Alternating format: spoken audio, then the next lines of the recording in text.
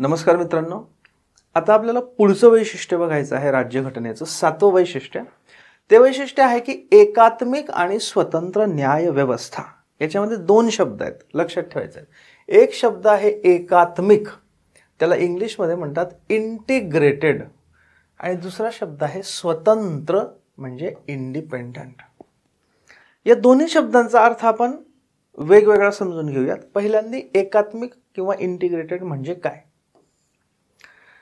याचा अर्थ असा आहे की केंद्र आणि राज्य यांच्यासाठी वेगवेगळी न्यायालये नाहीत.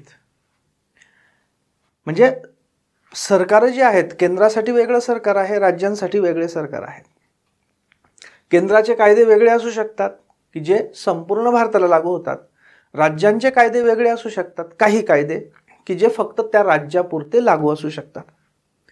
पण त्याच्यासाठी वेगवेगळी न्याय व्यवस्था नाही. किंवा हे सर्वोच्च न्यायालय आहे केंद्रासाठी आणि उच्च न्यायालय फक्त राज्यांसाठी, असं नाही. संपूर्ण देशासाठी एकच उतरंड म्हणजेच हायरार्की आहे. त्याच्यात सर्वोच्च न्यायालय हे सर्वोच्च स्थानी आहे. म्हणजे आपण जर पिरॅमिड काढला तर इथे आहे सर्वोच्च न्यायालय, यालाच आपण इंग्लिशमध्ये म्हणतो अपेक्स कोर्ट, ओके, किंवा supreme court. Okay, so supreme court किंवा अपेक्स कोर्ट किंवा सर्वोच्च न्यायालय हे आपल्या देशाच्या हा पिरॅमिड संपूर्ण देशासाठी आहे. त्याच्या सर्वोच्च स्थानी सर्वोच्च न्यायालय सुप्रीम कोर्ट आणि खाली उच्च न्यायालय. पण आपण बघणार आहोत की उच्च न्यायालय म्हणजे असं नव्हे की हे सर्वोच्च न्यायालय म्हणजे केंद्रासाठी आणि उच्च न्यायालय म्हणजे हायकोर्ट हे राज्यांसाठी, असं नाही. संपूर्ण भारतासाठी उतरंड आहे. तर त्याच्या खाली उच्च न्यायालय आणि त्याच्या खाली इतर कनिष्ठ न्यायालय, ओके, म्हणजे जिल्हा न्यायालय वगैरे वगैरे. ही उतरंड किंवा हायरार्की संपूर्ण देशासाठी आहे. ओके, साधारणतः आता एक लक्षात ठेवायचं की साधारणतः अनेक राज्यांमधील राजधान्या किंवा महत्त्वाच्या शहरांमध्ये उच्च न्यायालये असली तरी याचा अर्थ असा नाही की त्यांचे कार्यक्षेत्र हे केवळ त्या राज्यांच्या कायद्यापुरते मर्यादित आहे, असं नाही. म्हणजे काय, म्हणजे असं की आता आपण महाराष्ट्राचं उदाहरण घेऊया. महाराष्ट्रामध्ये एक उच्च न्यायालय आहे, मुंबई उच्च न्यायालय.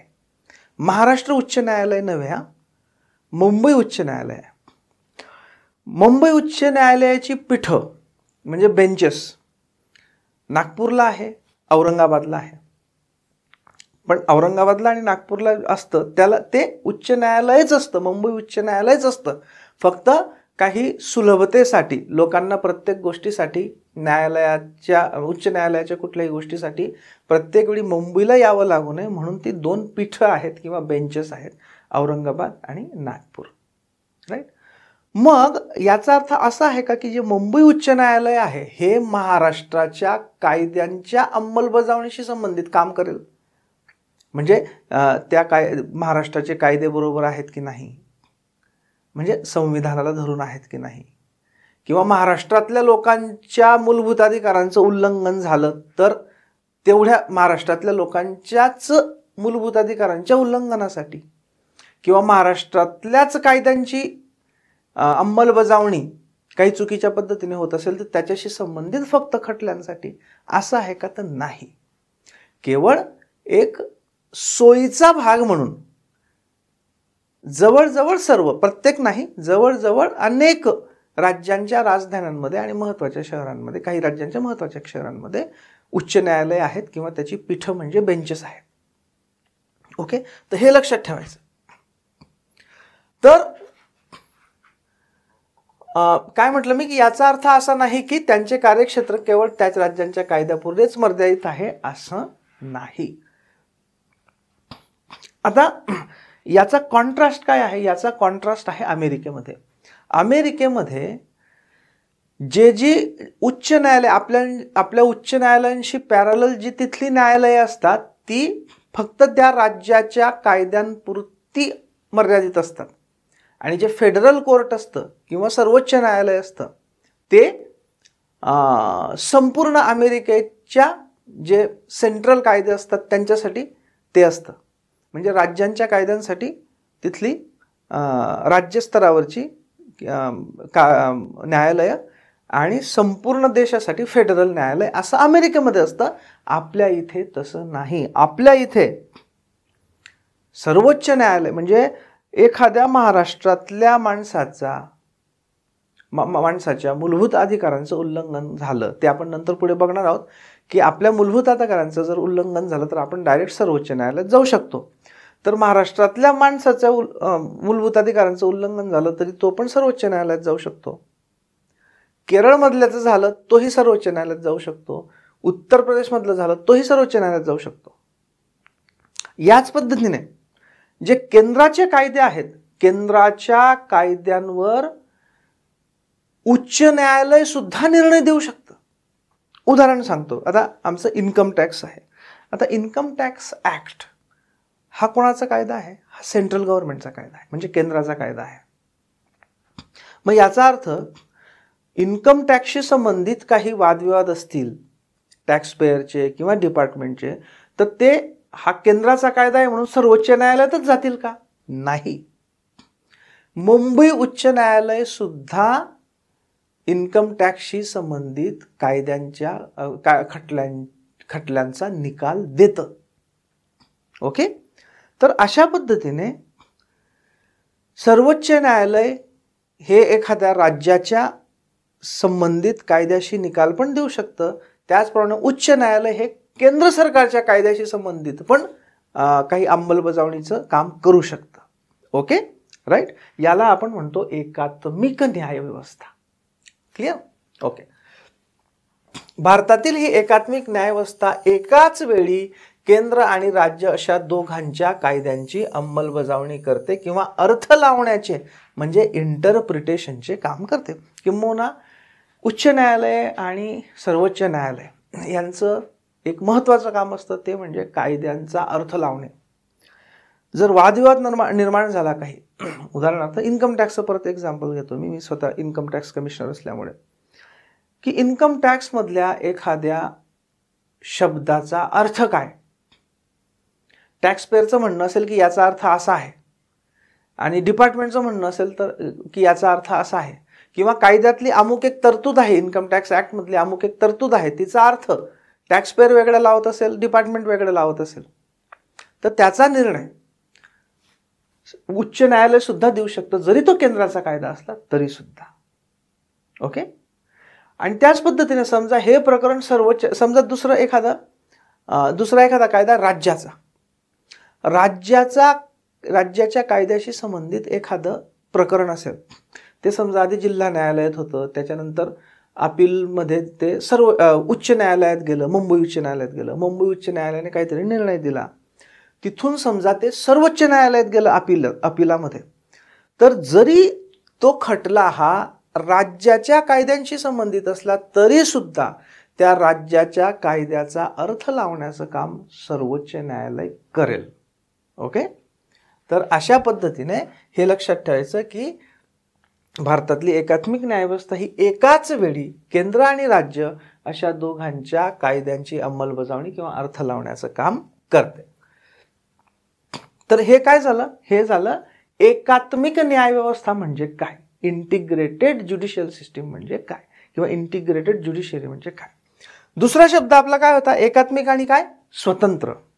मग स्वतंत्र म्हणजे काय? आता बघा की सर्वोच्च न्यायालय हे राज्यघटनेचे रक्षण करते, म्हणजे याला कस्टोडियन म्हणतात इंग्लिशमध्ये. कस्टोडियन ऑफ कॉन्स्टिट्यूशन म्हणजे काय? राज्यघटनेला सांभाळण्याचं, जतन करण्याचं, तिला तिच्या मूळ गाभ्याला, तिच्या फ्रेमवर्कला, तिच्या बेसिक स्ट्रक्चरला धक्का पोचणार नाही, तिला फार मोठ्या प्रमाणावर चुकीच्या पद्धतीने बदलवलं जाणार नाही, याची जबाबदारी सर्वोच्च न्यायालयावर असते. त्याच्यामुळे आपण काय म्हणतो त्यांना? घटनेचे रक्षण करते, कस्टोडियन्स. कायद्यांचा अर्थ लावणारे अंतिम न्यायालय म्हणजे किंबहुना ज्यावेळी एखाद्या कायद्याचा किंवा एखाद्या कायद्यातल्या तरतुदीचा अर्थ काय याच्याशी संबंधित काही वादविवाद उद्भवले, तर समजा आधी खालच्या न्यायालयात होतं, त्याच्यानंतर उच्च न्यायालयात गेलं, त्याच्यानंतर सर्वोच्च न्यायालयात गेलं, तर सर्वोच्च न्यायालय अंतिमतः जो निकाल देईल तो फायनल असतो. ओके. त्याच्यामुळे कायद्याचा जो अंतिम अर्थ आहे तो सांगणारं न्यायालय कोण, तर सर्वोच्च न्यायालय. मूलभूत हक्कांचे रक्षण करते. आपण पुढे बघणारच आहोत की जे आपल्याला मूलभूत अधिकार याने दिलेले आहेत, घटनेने दिलेले आहेत, पण जर त्यांचं उल्लंघन कोणी करत असेल, राज्य सरकार करत असेल, केंद्र सरकार करत असेल, किंवा कुठलं सरकारी अधिकारी करत असतील, किंवा दुसरी एखादी व्यक्ती करत असेल, तर त्याच्या विरुद्ध दाद तर मागता आली पाहिजे. कोणतरी पाहिजे की हे असं करा किंवा करू नका सांगणार. नाही तर मग नुसते राज्यघटनेमध्ये लिहिलेले आहेत मूलभूत अधिकार, त्याचा उपयोग काय. तर या मूलभूत अधिकारांचं रक्षण करण्याचं काम सुद्धा सर्वोच्च न्यायालय करतं. ते आपण पुढे बघूच. त्यानंतर संघीय न्यायालय आहे सर्वोच्च न्यायालय. काय, फेडरल कोर्ट म्हणजे काय, आपण आधीच बघितलेलं आहे की भारतामध्ये कोणती सिस्टीम आहे, संघराज्यीय प्रणाली आहे, बरोबर, की ज्याच्यामध्ये केंद्र सरकार आहे, राज्य सरकार आहे, त्यांच्यामध्ये अधिकारांची विभागणी आहे, विषयांची विभागणी आहे. अशा वेळी त्यांच्यात वाद सुद्धा उद्भवू शकतात, की राज्य म्हणतील की हे असं पाहिजे, केंद्र म्हणेल हे असं पाहिजे. आता उदाहरणार्थ दिल्लीमध्ये जे चाललेला आहे वादविवाद, तो एका याच्यामध्ये मी थोडक्यात तुम्हाला सांगितलंच होता की दिल्ली सरकारचं म्हणणं आहे, जे आम आदमी पार्टीचे दिल्ली सरकार आहे, त्यांचं म्हणणं आहे की दिल्लीमध्ये सरकार आहे, बरोबर, विधानसभा आहे, आम्ही निवडून आलेलो आहोत, आमच्यावर दिल्लीच्या जनतेला वेगवेगळ्या सेवा पुरवणे याची जबाबदारी आहे, आणि त्याच्यामुळे त्याच्याशी संबंधित अधिकाऱ्यांची बदली वगैरे करण्याचे अधिकारी आम्हाला पाहिजेत, अन्यथा आम्ही कसं काय करणार. जनतेला त्या सेवा सुविधा देण्यासाठी योग्य माणसं कशी निवडणार, योग्य माणसांची ट्रान्सफर पोस्टिंग कशी करणार. त्यामुळे ते अधिकार आम्हाला पाहिजेत, कारण आम्ही जनतेला उत्तरदायी आहोत, आम्हाला 5 वर्षांनी जनतेसमोर जायचं आहे. ओके. केंद्र सरकारचं म्हणणं वेगळं आहे. केंद्र सरकारचं म्हणणं आहे की दिल्ली हे पूर्ण राज्य नाही, केंद्रशासित प्रदेश आहे, नॅशनल कॅपिटल टेरिटरी, आणि त्याच्यामुळे हे अधिकार केंद्राकडे पाहिजेत. हा वाद मग एक राज्य, कसं छोटं का राज्य किंवा पूर्ण राज्य नसे का ना, पण एक राज्य आणि केंद्र सरकार यांच्यात हा वादविवाद झाला. हा कशा प्रकारचा वादविवाद होता, संघीय वादविवाद होता, हा फेडरल याच्याशी संबंधित वादविवाद होता. मग तो कुठे जाणार, याचा निर्णय कोण देणार, तर हे फेडरल कोर्ट आहे सर्वोच्च न्यायालय. सर्वोच्च न्यायालय निर्णय देणार. मग सर्वोच्च न्यायालयाने निर्णय दिला की दिल्ली सरकारचं म्हणणं बरोबर आहे. बाकी त्यांनी बरंच मोठं जस्टिफिकेशन दिलेलं आहे, त्याचे वेगवेगळे आहेत, त्याच्यात आपल्याला जायचं नाही. आणि म्हटले की बरोबर आहे, हे अधिकार दिल्ली सरकारकडे असले पाहिजेत. परंतु केंद्र सरकारचं म्हणणं आहे, केंद्र सरकारने त्यानंतर काय आणला, ऑर्डिनन्स आणला. ऑर्डिनन्स म्हणजे काय, अध्यादेश.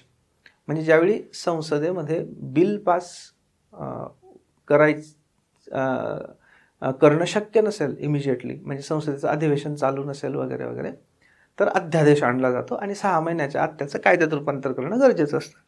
केंद्र सरकारने अध्यादेश आणला की नाही हे चुकीचं आहे, आमच्या हातातच पाहिजेत हे अधिकार. ओके. आणि सर्वोच्च न्यायालयाने जे म्हटलेलं आहे त्याचं आम्ही उल्लंघन न करता हा अध्यादेश आणला आहे, असंही त्यांचं म्हणणं आहे. मग त्यांनी अध्यादेश आणला. त्याच्यानंतर मग त्याच्यावर मागच्या अधिवेशनामध्ये कायदा आणला आणि तो कायदा दोन्ही याच्यामध्ये पास करून घेतला, पास झाला. आता परत कदाचित दिल्ली शासन जे आहे ते सर्वोच्च न्यायालयात जाईल की बघा तुम्ही असा निर्णय दिला होता, परंतु केंद्र सरकारने असं केलं, आता तुम्ही सांगा. त्याच्यावर सर्वोच्च न्यायालय काय तो निर्णय देईल. याच्यात कोण बरोबर कोण चूक याच्यात आपल्याला अजिबात पडायचं नाही. सांगायचा उद्देश हा की असे ज्यावेळी केंद्र सरकार आणि राज्य सरकार यांच्यामध्ये संघीय प्रणालीच्या बाबतीत, फेडरल स्ट्रक्चरच्या बाबतीत किंवा सेपरेशन ऑफ पॉवर, अधिकारांची विभागणी राज्यांचे अधिकार कोणते, केंद्राचे अधिकार कोणते, यांच्या बाबतीत जेव्हा वादविवाद होतात त्यावेळी फायनल निर्णय देणारं कोण असतं, तर सुप्रीम कोर्ट असतं, ज्याला आपण फेडरल कोर्ट किंवा संघीय न्यायालय देखील म्हणतो. आणि हे सर्वोच्च अपीलीय न्यायालय आहे. म्हणजे अगदी खालनं एखादा हे सुरू झाला खटला, अगदी जिल्हा न्यायालयात सुरू झालेला असू शकतो, तिथे जिल्हा न्यायालयाने समजा एक निर्णय दिला, तो कुठल्या तरी एका पार्टीला इन द सेन्स जे दोन हे आहेत वादविवादाचे हे आहेत, पार्टी म्हणजे राजकीय पार्टी या अर्थाने नाही म्हणते मी, ज्या दोन जणांमध्ये वादविवाद आहेत त्याच्यातल्या एका पार्टीला तो ॲक्सेप्टेबल नसेल तर ती वरती अपील करेल, उच्च न्यायालयात जाईल. उच्च न्यायालयाने काही निर्णय दिला, तो त्याच्यातल्या एका पार्टीला ॲक्सेप्टेबल नसेल तर ते सर्वोच्च न्यायालयात जाते. असं करत करत जे अंतिम अपीलीय न्यायालय आहे याच्या पलीकडे कुठलंही अपील नाही सर्वोच्च न्यायालयानंतर. ओके, सो ते सर्वोच्च अपीलीय न्यायालय आहे. कोणतं? सर्वोच्च न्यायालय हे. ओके, ठीक. मग एवढ्या जबाबदाऱ्या जर न्याय व्यवस्थेला पार पाडायच्या असतील, आणि या कठीण जबाबदाऱ्या आहेत, याच्यामध्ये जर न्यायालय स्वतंत्र नसतील तर ते योग्य निर्णय देऊ शकत नाहीत. म्हणजे कोणतीही व्यक्ती असो किंवा कोणतीही संस्था असो, ती ज्यावेळी कोणत्याही प्रकारच्या दबावाखाली असते की बाबा हे म्हणजे आता प्रशासन असेल, प्रशासनावर कोणता ना कोणता दबाव असतोच की बाबा उद्या माझी बदली होऊन जाईल किंवा उद्या काहीतरी माझ्या विरुद्ध काही ॲक्शन होईल किंवा हे होईल ते होईल वगैरे वगैरे. अशा पद्धतीने कोणत्याही प्रकारचा जर दबाव असेल तर त्या दबावामध्ये, अर्थात प्रत्येक प्रकारच्या दबावासाठी घटनेमध्ये म्हणजे इव्हन जर प्रशासन पण घेतलं तर प्रशासनाला सुद्धा वेगवेगळ्या त्याच्यात अपील करण्याच्या प्रशासकीय अधिकाऱ्यांना देखील या आहेत संधी आहेत. पण तरीसुद्धा कुठल्याही प्रकारच्या दबावाला अजिबात बळी न पडता जर काम करायचं असेल तर त्या व्यक्तीला किंवा त्या संस्थेला अतिशय उत्तम प्रकारचं स्वातंत्र्य असणं गरजेचं असतं, तरच ते निष्पक्षपणे काम करू शकतात. आता हे स्वातंत्र्य कसं दोन प्रकारचं असतं. एक म्हणजे की उगाच काहीतरी कोणीतरी आपल्याला त्रास देऊ शकेल असं नसणं, म्हणजे कोणी आपल्याला त्रास देऊ शकणार नाही, हा एक झाला स्वातंत्र्याचा भाग. आणि दुसरा असतो प्रलोभनाचा सुद्धा. म्हणजे असं की जर मला काही प्रलोभन असेल की अरे मी रिटायर झाल्यानंतर काहीतरी मला सरकारकडनं अमुक एक अपॉइंटमेंट मिळेल किंवा माझी काहीतरी कुठल्या तरी महामंडळावर कुठेतरी काहीतरी नेमणूक होईल, अशी पण प्रलोभनं असतील तर त्याच्याने सुद्धा अप्रत्यक्षपणे स्वातंत्र्याला बाधा येते. म्हणजे काय होईल की मला जर अशी अपेक्षा असेल, समजा मी काहीतरी आत्ता काम करतो आहे आणि त्याच्यामध्ये सरकारला फेवरेबल किंवा या सरकारला अनफेवरेबल असं काहीतरी करायची माझी इच्छा असेल आणि मला काहीतरी प्रलोभन असेल बाहेर, आयदर आत्ताचं सरकार, आत्ताचं इन द सेन्स जी सिच्युएशन असेल त्यावेळेचं मी म्हणतोय की बाबा मला आताचं सरकार काहीतरी पोस्टिंग देऊ शकतं चांगलं, किंवा हे सरकार जाईल आणि दुसरं सरकार येईल, मी आत्ताच्या सरकारच्या विरुद्ध काहीतरी निर्णय दिला तर नंतर येणारं जे सरकार आहे ते मला काहीतरी गाजर देईल, असं जर असेल प्रलोभन, तेव्हा सुद्धा आपल्या स्वातंत्र्यावर अप्रत्यक्ष बंधन येतं. आणि म्हणून अशा पद्धतीने दोन्ही प्रकारच्या याच्यातनं मुक्त असली एखादी संस्था तरच ती योग्य प्रकारे काम करू शकते. ओके, सो वरील भूमिका सक्षमपणे आणि निर्भीडपणे पार पाडता याव्यात म्हणून न्यायालयाचे स्वातंत्र्य विशेष करून अबाधित राहणे आवश्यक असतं. त्याच्यासाठी मग काही तरतुदी राज्यघटनेमध्ये केलेल्या आहेत. कोणत्या? पहिली, कार्यकाळाची शाश्वती म्हणजे फिक्स्ड टेन्युअर. फिक्स्ड टेन्युअर म्हणजे काय? तर सर्वोच्च आणि उच्च न्यायालयाचे न्यायाधीश हे योग्य वागणूक असेपर्यंत, याला इंग्लिशमध्ये वर्ड आहे ड्युरिंग गुड कंडक्ट, सेवेत राहतात.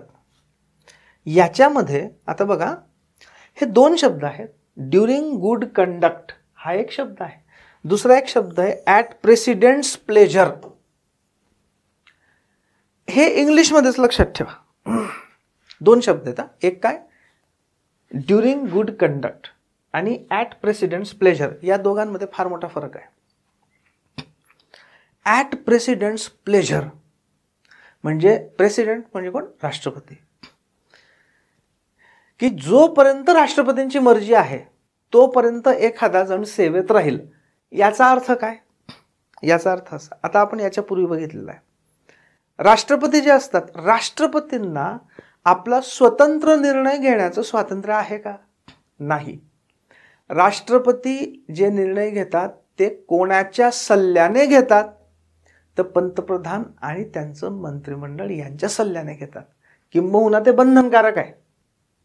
ओके, म्हणजे याचा अर्थ ॲट प्रेसिडेंट्स प्लेजर म्हणजे राष्ट्रपतींची मर्जी असेपर्यंत, म्हणजेच काय, राष्ट्रपतींना तर स्वतःची मर्जी नाही. राष्ट्रपतींची मर्जी म्हणजे कोणाची मर्जी? केंद्र सरकारची मर्जी. म्हणजे याचा अर्थ काय? जर एखाद्याची सेवा ही ॲट प्रेसिडेंट्स प्लेजर असेल तर याचा अर्थ ती केंद्र सरकारच्या मर्जीवर अवलंबून आहे. तर हा शब्द जो आहे म्हणजे याचा अर्थ केंद्र सरकार त्यांची सेवा काहीतरी त्यांच्या सेवेच्या बाबतीत काहीतरी निर्णय घेऊ शकते. मग जर ॲट प्रेसिडेंट्स प्लेजर असं या न्यायाधीशांच्या सेवेत राहिलं असतं तर याचा अर्थ न्यायाधीशांची सेवा ही कोणाच्या मर्जीवर अवलंबून राहिली असती? केंद्र सरकारच्या. म्हणून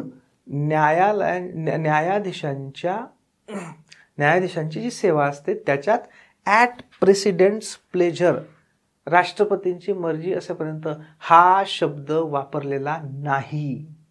तर कोणता शब्द वापरलेला आहे? During good conduct. म्हणजे काय की राष्ट्रपतींच्या मर्जीवर म्हणजेच केंद्र सरकारच्या मर्जीवर अवलंबून नाही. जोपर्यंत त्यांचा कंडक्ट चांगला आहे तोपर्यंत ते सेवेत राहतील.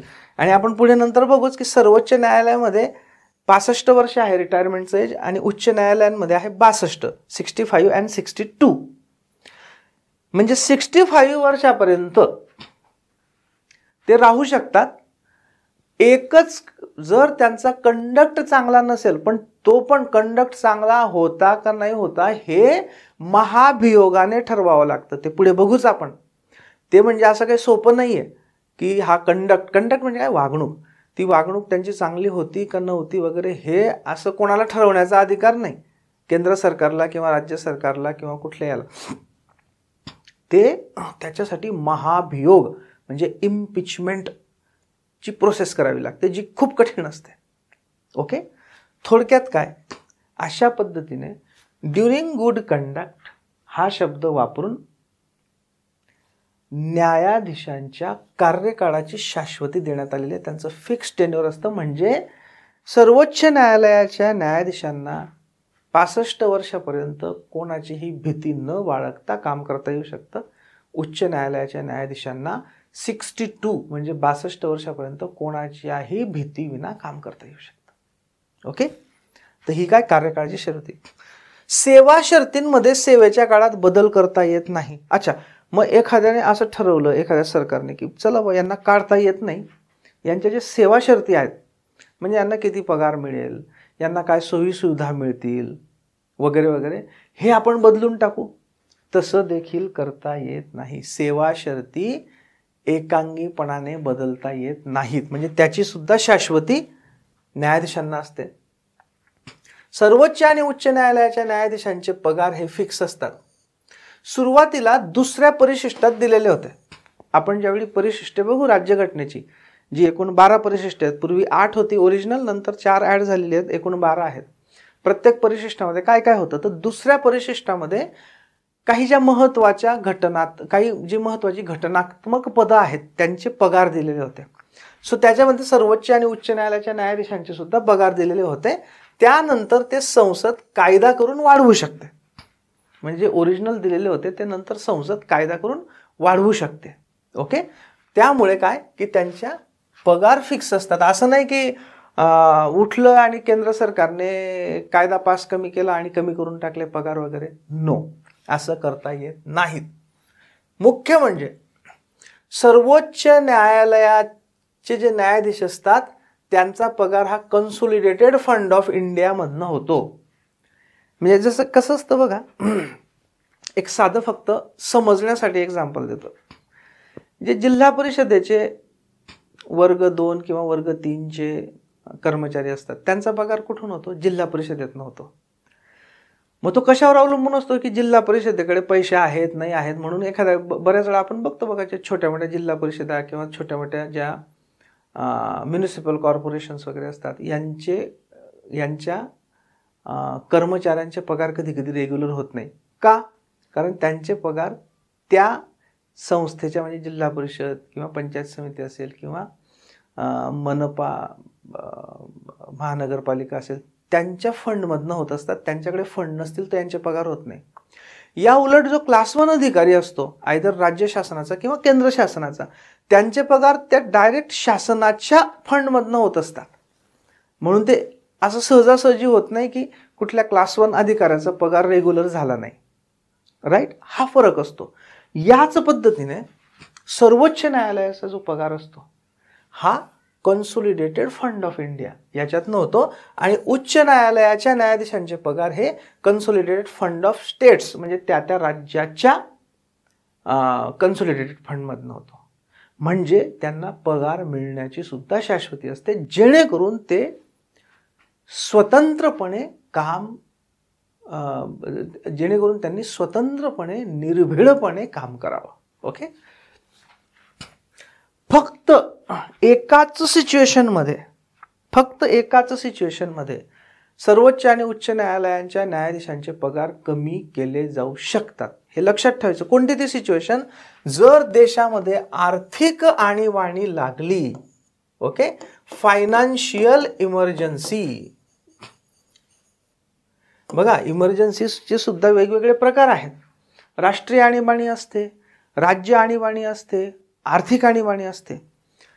इतर आणीबाणींच्या वेळी देखील सर्वोच्च आणि उच्च न्यायालयाच्या न्यायाधीशांचे पगार कमी होत नाही. म्हणजे राष्ट्रीय आणीबाणी असली त्यांचे पगार कमी होत नाहीत, राज्य आणीबाणी असली त्यांचे पगार कमी होत नाहीत.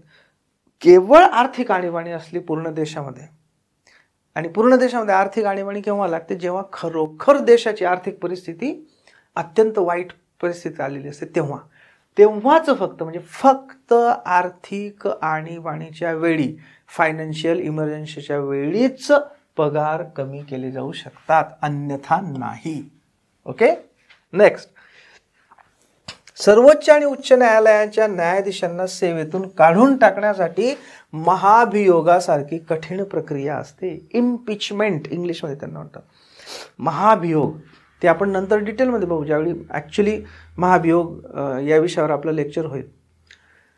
महाभियोगाची प्रक्रिया ही अत्यंत किचकट असते, अत्यंत कठीण असते आणि त्याच्यामुळे आतापर्यंत एकही न्यायाधीश महाभियोगाने काढला गेलेला नाही. राईट. मग इथे जे आपण बघितलं होतं ना की ड्युरिंग गुड कंडक्ट ते सेवेत राहतात, नॉट ॲट प्रेसिडेंट्स प्लेजर. आणि ड्युरिंग बॅड कंडक्ट पण असेल तर तो बॅड कंडक्ट या महाभियोगाच्या प्रक्रियेने सिद्ध करावा लागतो, इम्पिचमेंटने. ओके. निवृत्तीनंतर वकिली करण्यावर बंदी. निवृत्तीनंतर वकिली त्यांना करता येत नाही. कारण काय? ते प्रलोभन असू शकतं.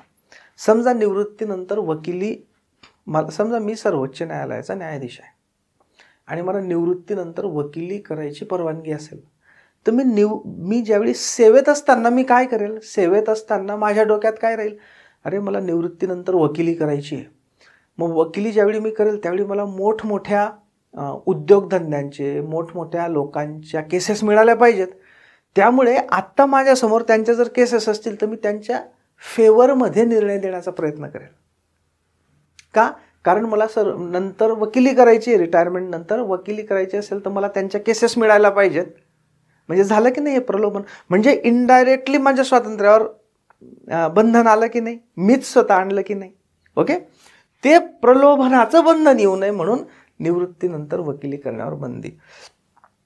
सर्वोच्च आणि उच्च न्यायालयाच्या अवमानाची दखल घेऊन शिक्षा करण्याचे अधिकार. अवमान म्हणजे कंटेम्प्ट. आता कंटेम्प्ट म्हणजे काय? की सर्वोच्च किंवा उच्च न्यायालयाने जर काही आदेश दिला असेल सरकारला म्हणा किंवा एखाद्या व्यक्तीला, एखाद्या संस्थाला, की एखाद्या केसमध्ये काही डिसिजन दिला की बाबा हे असं असं करा, आणि जर ते त्या समोरच्या व्यक्तीने किंवा संस्थेने किंवा सरकारने नाही केलं तर त्याच्यावर त्याचा अवमान, न्यायालयाचा अवमान समजला जातो आणि त्या अवमानाची दखल घेऊन न्यायालयाला शिक्षा करता येते. आता हे फार महत्वाचं आहे. म्हणून बऱ्याच वेळा बघा तुम्ही जर पेपर वाचत असाल तर हे अवमानाच्या बातम्या येत राहतात की अवमानाच्या याच्यामध्ये सर्वोच्च न्यायालयाने किंवा उच्च न्यायालयाने किंवा इव्हन खालच्या न्यायालयांनी अमुक एका अधिकाऱ्याला बोलवलं किंवा अमुक एका संस्थेला बोलवलं, अमुक एका व्यक्तीला बोलवलं वगैरे वगैरे. कारण जर सर्वोच्च न्यायालयांनी काही निर्णय दिला की असं असं करा आणि तो निर्णय जर समोरच्या व्यक्तीने ठरवलं की ठीक आहे न्यायालयाने सांगितलं मी नाही करणार, मग न्यायालय काय करणार निर्णय देऊन? जर न्यायालयाकडे काही पॉवर नसेल तर ती पॉवर म्हणजे ही अवमानाची पॉवर. ओके, तर हे पण एक महत्त्वाचं आहे की अवमानाची म्हणजे कंटेम्प्टची दखल घेऊन त्याच्याबद्दल शिक्षा सुद्धा होऊ शकते. विधिमंडळांमध्ये न्यायाधीशांच्या वर्तनावर चर्चा करण्यास बंदी. म्हणजे केंद्रातली संसद असेल किंवा राज्यांमधल्या विधानसभा किंवा विधान परिषदा असतील त्याच्यात न्यायाधीशांच्या वर्तनावर चर्चा करता येत नाही. अन्यथा काय होईल की ती चर्चा होत असेल तर न्यायाधीशांची बदनामी होऊ शकते किंवा त्याच्या भीतीपोटी न्यायालय योग्य प्रकारे काम न करता बायस्ड म्हणजे पूर्वग्रह दूषित डिसिजन्स देऊ शकतात. तसं होऊ नये म्हणून विधिमंडळांमध्ये न्यायाधीशांच्या वर्तनावर चर्चा करायला बंदी असते. ओके, तर अशा पद्धतीने हे जे वैशिष्ट्य आहे ते वैशिष्ट्यामध्ये आपण काय बघितलं? दोन गोष्टी बघितल्या की भारतातली न्यायव्यवस्था ही एकात्मिक कशी आणि स्वतंत्र कशी. ओके, आता पुढच्या व्हिडिओमध्ये लेक्चरमध्ये आपण पुढचं वैशिष्ट्य बघणार आहोत, 8वं वैशिष्ट्य. Okay, thank you.